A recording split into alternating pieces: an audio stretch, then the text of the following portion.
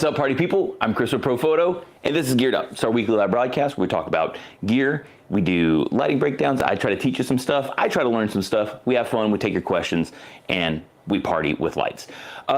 Since we dropped, or not, I mean, it hasn't technically started shipping too much yet, but we talked about last week the L600C, and since kind of it's been going around in the Profoto sphere of things, I've been thinking a lot about shutter dragging. Just because I think this is really a really cool tool for it, especially with the flashing feature and some things that I'd like to see the unit do that it doesn't do quite yet, but I'm hoping it can in the future. I started thinking about shutter dragging, and I started thinking to myself, and I just want to preface this with, I've just never seen it. Or I don't think that I've seen it, but I was wondering, could you do shutter drag and also do high key? Because for the most part, when you see someone doing a shutter drag technique, they're doing it with a relatively dark environment, which you kind of need for getting the light trails that come from extending that shutter period and letting whatever continuous light is there infiltrate the scene and kind of expose kind of that ghostly figure that's inside there. But I was thinking it'd be really cool to do it with a white background if it's possible, to just kind of play around with it and goof around with it, especially now that I have this L600C right here with a softbox on it right now. But since I have this option to kind of play with more colors through light shifting tools with a powerful light kind of stuff.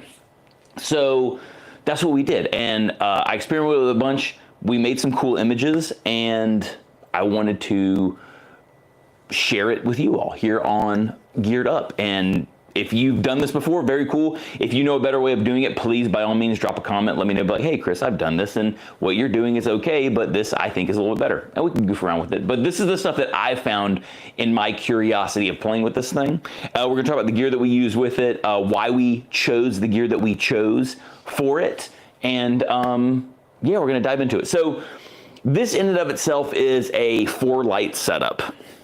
It needs a light to perform as the continuous light for the shot because it needs, again, to be able to expose for the scene.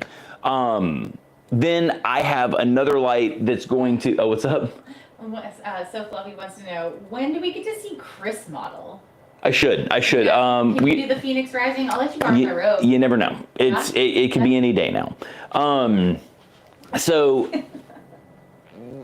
4 lights, we need one as our main continuous that gives us kind of the trailing light that's kind of always on while we're doing that. And I'm using the L600C for that because I have the option to make it any color that I want, which is really, really cool.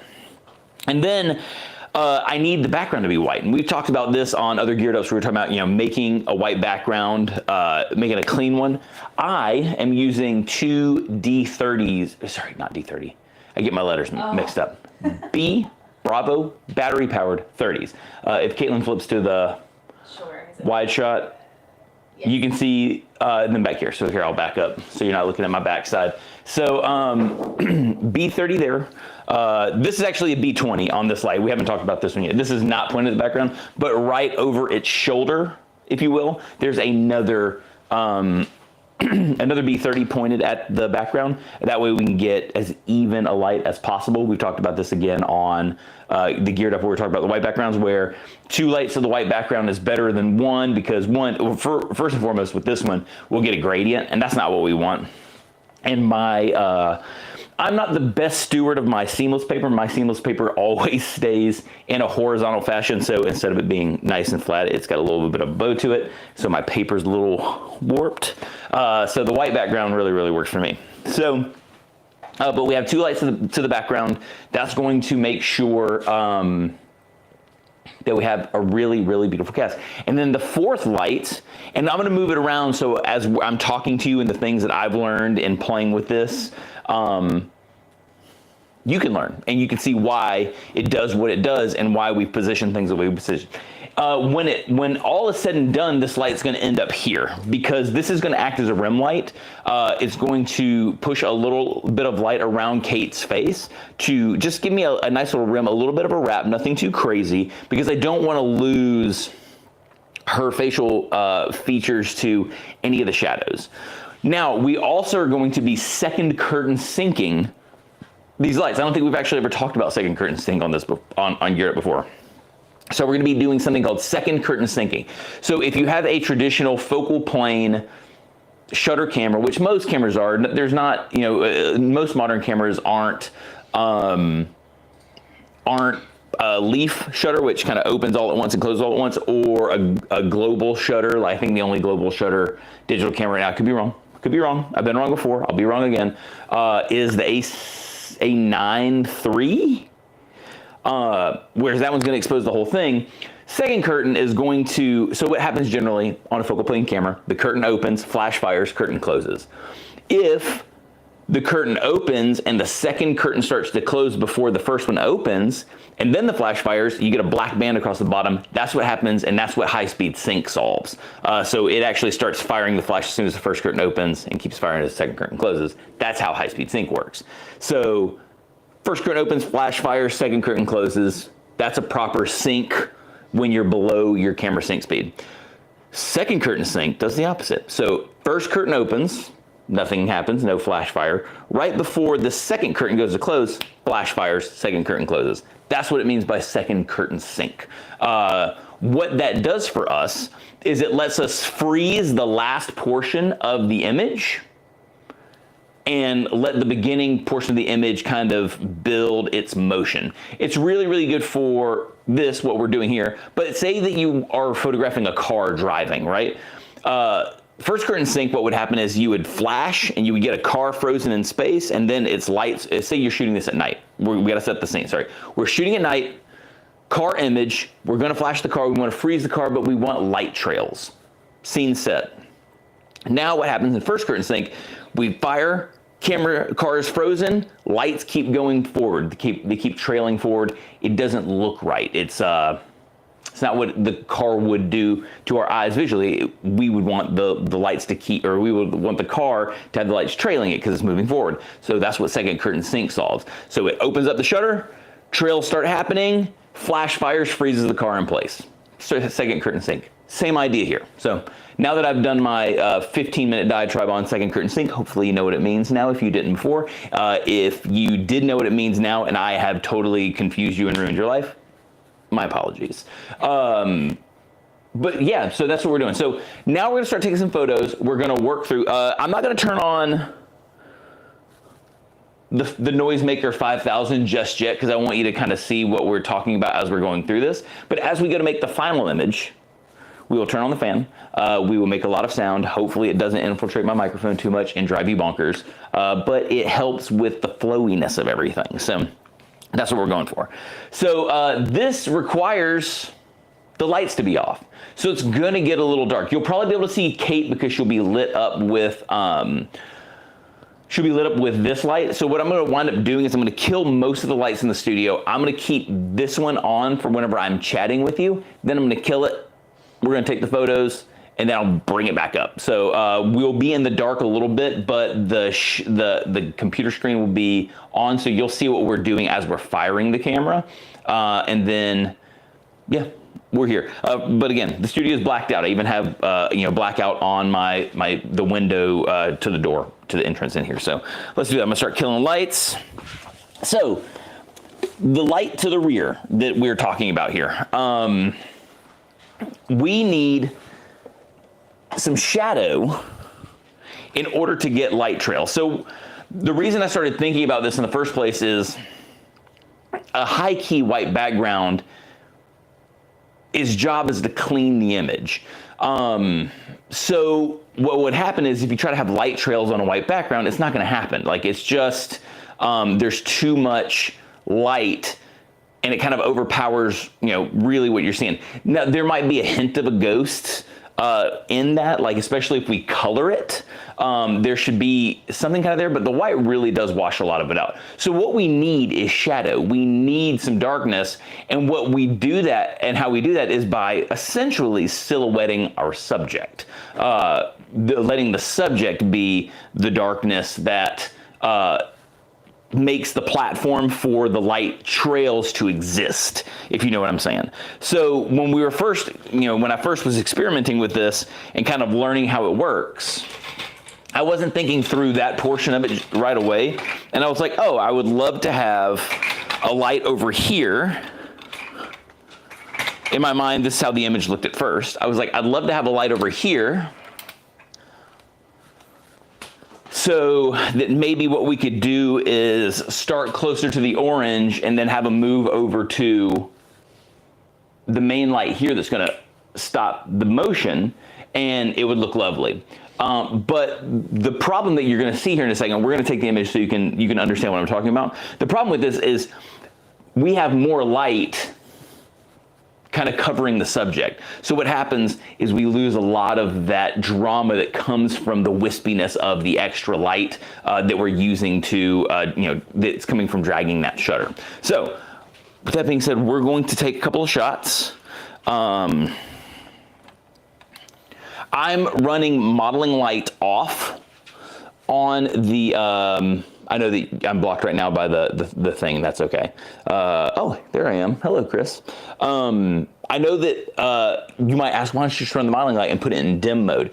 So the dim mode on a modeling light only turns the modeling light off at the moment that the flash fires. So with that being said, with it would be on all the time, and that extra light would also be infiltrating the shot. So we can't use a modeling light for this, which for focusing can be an issue. We're luckily, I think, going to get enough out of our warm light that it shouldn't be a problem, but let's do that. So we're going to go ahead and kill this. It's going to get dark. You do have that screen up there. I don't know, can you see stuff in the orange a little bit? Barely. So I'm here. The screen's not black. Nothing's wrong with your screen, but we have to kind of kill that light. Camera settings, just so we know what we're working with. We are at a shutter speed of 1 second. We are at a f-stop of 5.6 and an ISO of 250. Why I'm at an ISO of 250, I don't know. I probably just messed up and started doing all this practicing with it before I set it back down to 100, but it's not that big of a deal. I'm not worried about it, neither should you. Again, lights being used. The constant light is the L600C, one of our new continuous lights. We have the B20 is our main right now, and the two lights lighting our background are the B30s. Power settings wise, we're only about 1/32 power on all of the flashes, and on the continuous light, we're really low power. I'm pretty sure we're at like 5% of its output. And here's another thing that's cool about the L600C and actually all of our continuous lights. You can actually go into the menu system and you can throttle back how much power it consumes. So I can lower the power even more just by lowering its max power. So something very interesting. So here we go. Let me get focus on you. So 3, 2, 1. All right, cool. So what you're gonna see with the photo is that we're gonna lose, and actually I didn't double check. Oh, there we go. Oh, yeah. So it's not bad. It's not as dramatic as you would want it to be. Actually, it's really not. It's not. It's actually cool. It's actually kind of cool looking. It's not as dramatic as you'd want it to be, and you can see that there's not a ton of light trail in it. You can see a little bit of ghosting, even in the white. Oh yeah, let's kick this on really fast so I can chat and we're not in total darkness. Come on now. The one thing that's hard to do when it is dark is find the power switches for your video lights. Well, that was a problem here. Cool. So let me jump in here for just a second. So, and pull this around so you can see that we're looking at the same thing. Look at that. Look at that angle right there. Anyway, so right here, what we're looking at, you can see that we do have some trailing, but it is in what I was saying earlier, in more of the shadows. Now that being said, we can kind of look up here. There's a hair of ghosting around the hand, but honestly, it's still, you don't really see it until her hand, oh, come on, give me the little hand, there we go. You don't see it until that ghosting is actually kind of around this part of the black background that I still have hanging up on the, that I have still hanging up on my background holder. So this is where kind of that shadow portion of what we're talking about really comes in. So again, here where there's, extra darkness, we can see all the ghosting. It's still a very cool image, but the problem again is that we have so much light kind of wrapping everywhere that we lose a lot of that effect. So Is it cool? Yes. Can you do it? Yes. Is the effect as pronounced? Not really. But it still looks lovely. So even just in this form, if you wanted more light on the face, you could do that. But I think what's cooler is to let the orange light really sell the motion and kind of let the strip light wrap around her. Now, one of the things I will talk about too, let me kick this back around and we'll go to 2, I guess. Perfect, there I am. So I'm gonna kick this light back on real fast too, just to kind of show you some other things that I have going on. Now, because the flash cleans out a lot of that color in the image, even though I'm getting some orange on the background, it's the way that the cameras are exposed for you, especially because they're a little more contrasting, it's harder to see it. But when I turn the lights off, I can still see a little bit of the orange cast onto the white background. And you would think that could be an issue because now I'm gonna have a little bit of a white, orange background. But the white, again, cleanses that. But just to kind of keep it where I want it for the most part too, the 1x4s that we're using, hi there. The 1x4s that we're using on the continuous light right here are crated or egg crated. They're gridded. So this light right here is really kind of pointed where we want it. When you're doing some of the shutter drag things, it's probably a little more, especially if you're doing it with a darker background, it's a little more important to be a touch more precise with your light. Grids are going to help you out with that big time. So this is a 1x4 with a 1x4 grid, and then nothing else is gridded. My B30s that you guys saw behind the cards, bare flash right at the background, and then this 1x4, just a diffusion panel on the front. So we've talked about why bringing the light around the front is maybe not the most effective way of doing it. It's still not bad. The strip box helps with that too because it narrows the width of the light so it can't go super wide while kind of keeping some softness in its length, which is nice. But I want more drama, and that's what we're going for. So I want the crispness of a white background with the drama of a dragged shutter. So that's what we're gonna do. We're gonna drag the shutter, but now what we're gonna do is we're gonna bring this light around to the back. And so what we're going for now is a nice rim light that wraps around Kate and gives us just kind of this beautiful glow around the edge.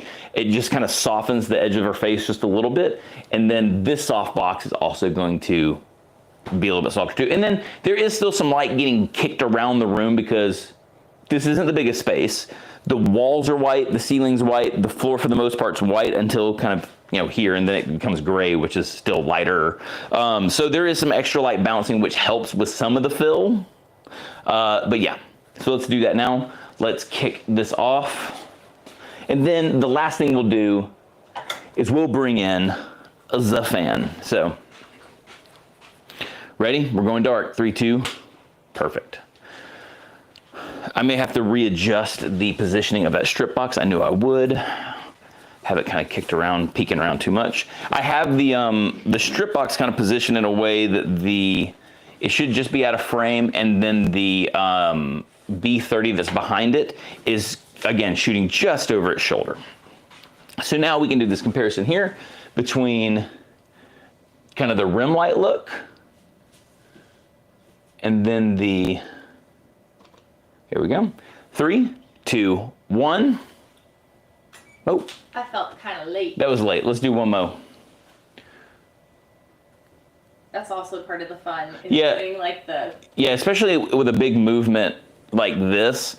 It took us a minute to kind of really work out the shutter speed that we needed. Because one, for, Caitlin's doing a big move, but the second thing that's happening is she's up on one leg and she's got to kind of hold it. So it's a balance. This is where the experimentation is fun and maybe a little bit of a pain. You have to kind of strike the balance between someone being able to hold a certain position in what they're doing and the fact that it's going to move a certain way as well. And the fact that it's going to take a second before that flash goes off. So whenever you hear me, just for the record too, so you understand the second curtain sync and everything, when you hear me say 3, 2, 1, I'm pressing my shutter button when I say 1. So you see the one, and then you see you hear my one, and then you see the flash go off later. That's that second curtain sync that we're talking about. We're already exposing, when I say one, the end of the exposure is when that flash goes off. So here we go.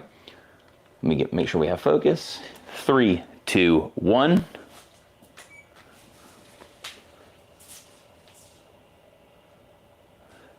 Let's try it one more time. It fell in your face, so we can't really. And granted, we'll turn the fan on in here in a second, and that will fix it, yeah. That'll fix, especially for like the final shot. I just don't want. I want to be able to talk about this without, you know, the rumble of a fan. Okay? Yeah. So here we go. 3, 2, 1. One more time. Again, this is a. Oh, that's not bad. Hold on, let me take a gander at that one.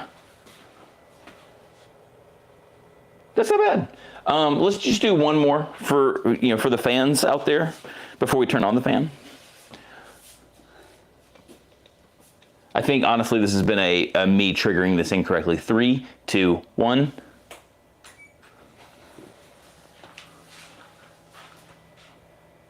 It's the fan helps with the fabric flopping onto her face. Why don't we just turn it on for a second? No, let's do this really fast. No, we're not. We're gonna save it for last so we can talk about it. I just wanna side by side compare this. Again, it's dark so I can't see. There we go. Perfect. Let's go here. Hi friends. How are you? So let's do side by side on the shot. So here's the front shot.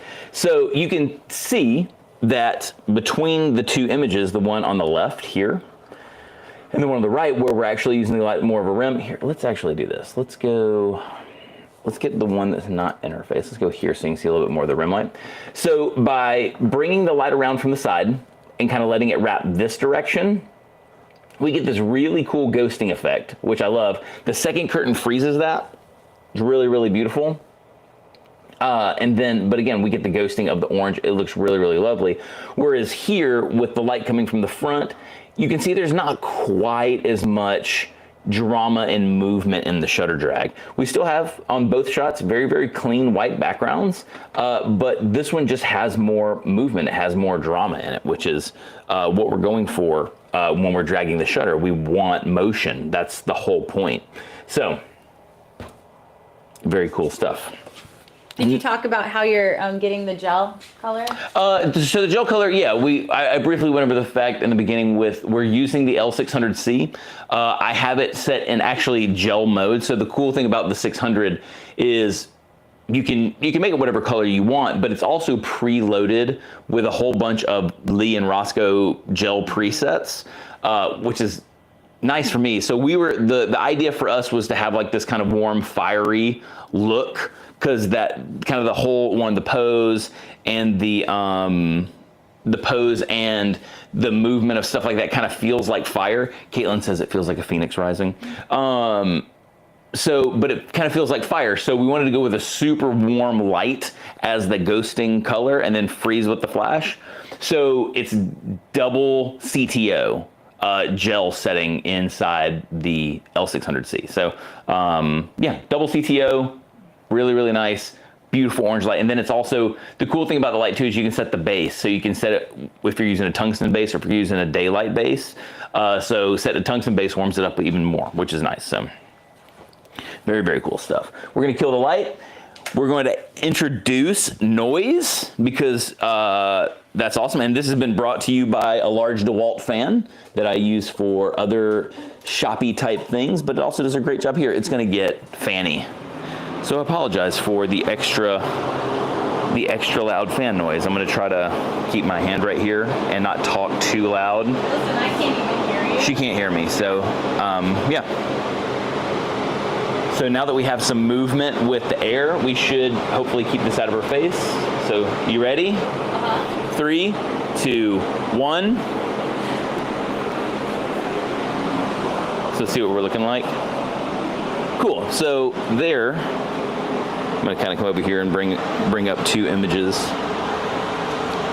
so we can see kind of, so you can see here, the nice thing about going with the fan is now we have kind of like this extra fat, the flowiness has greatly increased, which is the whole point of this, is to kind of get this really nice flow going to kind of, again, make it feel like fire. Now, some of the light, I actually like that the light is piercing through the fabric, that it's a thinner fabric. I think that's fun.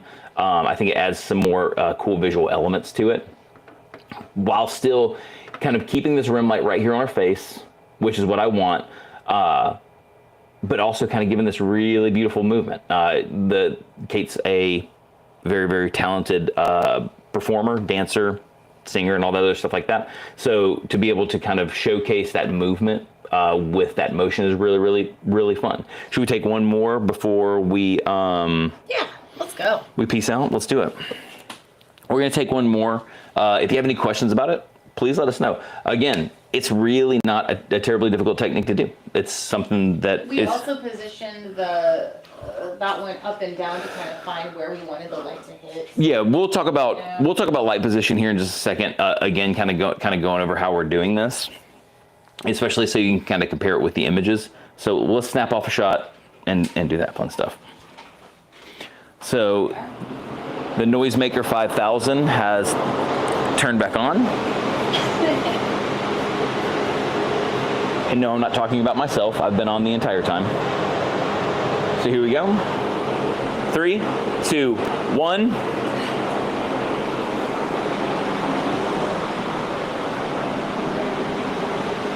Oh, it's very lovely. You can kill the fan. So let's do lights and stuff again. Lights, camera, action. Boop, boop. And if anyone has any questions about anything, they want to see anything, again, it's not terribly difficult to do as far as a technique goes, but it's really, really fun. It's really beautiful. It's quite effective. So just, Kate was talking about kind of here with the orange light. I wanted it to be, again, more of a down shot. I wanted the light to be mostly up here and then kind of fall down. Granted, I did boost it pretty high, so according to the inverse square law, the light is going to trail out a little more even.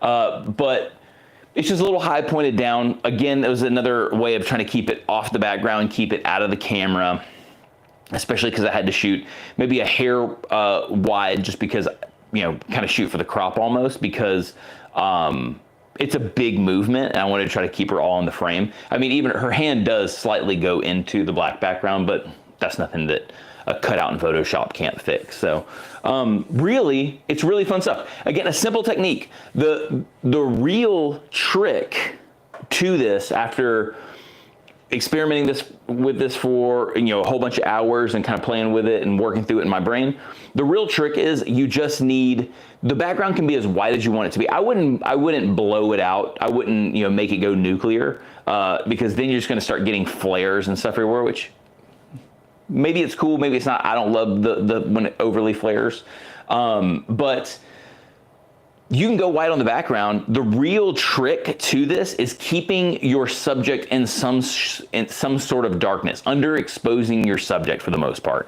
So again, whether you're silhouetting it, whether you're just doing a simple rim light to try to help that light wrap like what we did here, the trick is just you need to make a big portion of your subject, especially the movement, you need to make a big portion of that dark or underexposed, darker than the normal exposure, and then that's where your light trail is going to live.